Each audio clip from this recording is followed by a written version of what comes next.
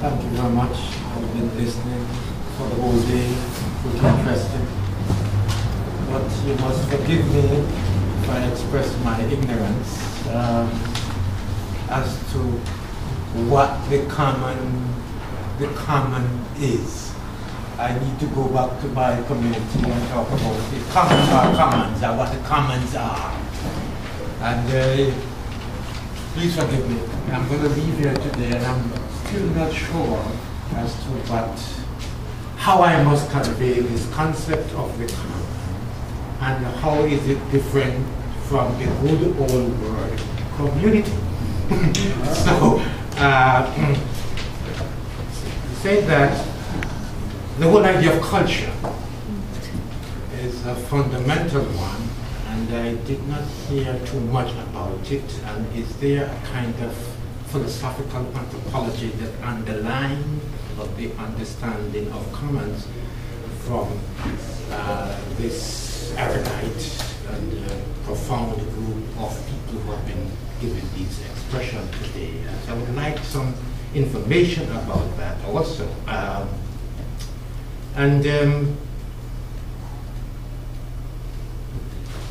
We all here represent certain aspects of the class dynamics. And what is our self-understanding in terms of the class dynamics as we take our message, and how this facilitate or prevent any type of communication at various levels of our work.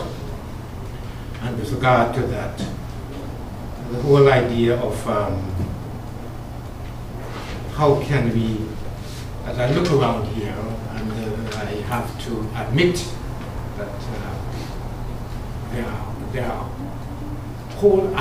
there are many aspects of our community that are not represented here today, and which is profoundly unfortunate.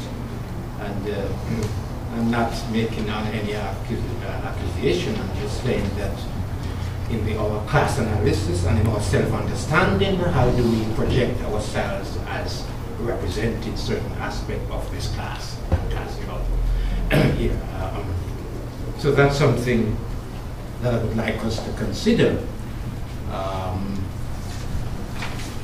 In the United States, there is a unique situation, and it represents the world in a profound way. And so the whole dynamics of race and class. And that's why I bring the whole idea of culture to understanding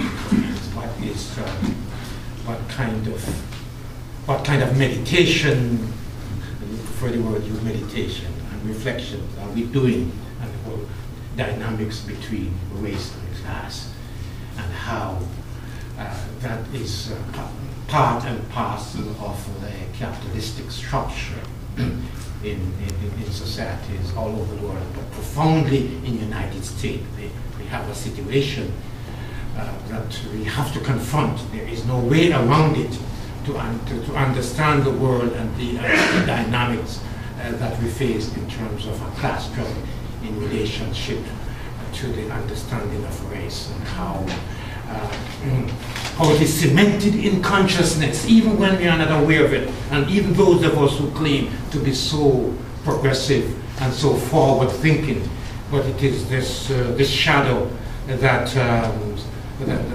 stands before us sometimes and impinges upon our analysis in terms of the capitalist structure. And in your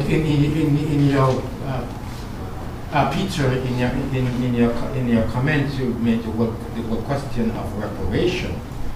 If you could say something about that in terms of a class struggle, reparation being understood as part of the class struggle. There are other things, but I'm going to stop there and allow us to make the comment.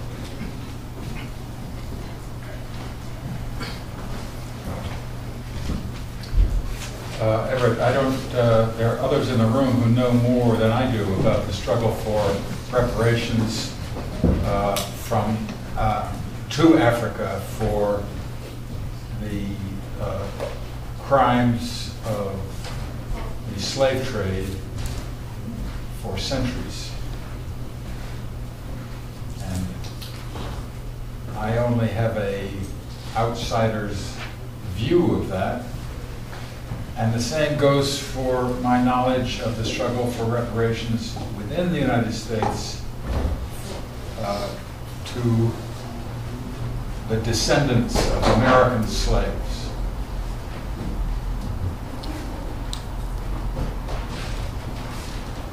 So on the former point, I'd like to hear from others who know more of the struggle in Africa. I just want to remind everyone that it was that issue, along with Palestine, that preceded the attack on the Twin Towers 8 years ago from the Durban Conference in South Africa. The question of reparations. My main contention was the whole concept of culture, how that impinges, because this is we talk about economics, and that's part of that has been part of the Marxist, the failure of Marxism in terms of how it is understood in relationship to the whole idea of culture, because the whole cultural dynamic, they are very important in terms of how we see the world and how we operate in the world and how we are being motivated to engage in class struggle. I think many in this room have been affected by the culture, have grown up in a bourgeois individualist society where we were taught that success lies if you act by the war of all against all. But many in this room also have, I think, were profoundly affected by the struggle of indigenous people, beginning perhaps with Wounded Knee, but I think culminating for many with the indigenous people of Central America, the Zapatista in particular.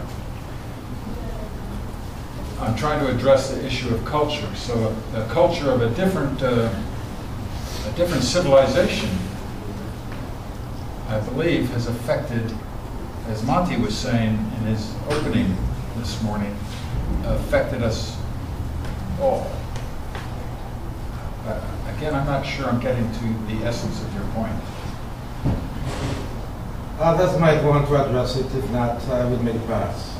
Okay, can I say something on something else you asked, which I think is very crucial question, and thank you for that. Is when you're asking what commons are, and especially what's the difference between commons and community? Why? Okay. As you put that question. Can you stick with the mic? Oh, sorry. Yeah. As you put this question, I was thinking, well, that's got a point here. Why we do this? So I'm not sure whether my answer will actually answer your question, but I'll say that I'll definitely your question will make me think about it,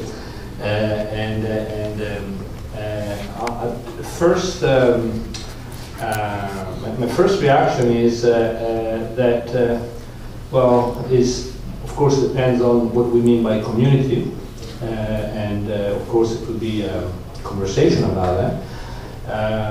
But if we just take a very general understanding of community, like the people you left at home, I left at home, you left at home, the people we interact with, we construct relations to reproduce our livelihoods in one way or another, well then I would say, the way I see the commons is includes the community.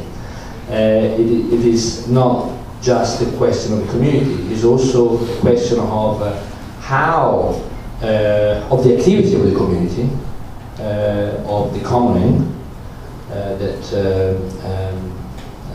Peter keeps talking about. It is a question of the resources of the community.